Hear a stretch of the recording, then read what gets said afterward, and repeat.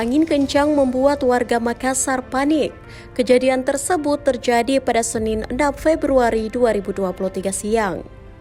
Suara gemuruh angin yang kencang bahkan membuat anak-anak sekolah dasar tepatnya di Kompleks SD Sudirman, Makassar menjadi ketakutan. Nampak terlihat dalam video yang beredar, anak-anak sekolah berlarian mencari tempat yang aman. Terutama mereka yang kelasnya berada di lantai 4 sekolah tersebut berusaha menuruni tangga lantai bawah. Dalam video yang beredar, sejumlah benda juga nampak ikut berterbangan. Kejadian angin kencang ini juga disertai hujan gerimis.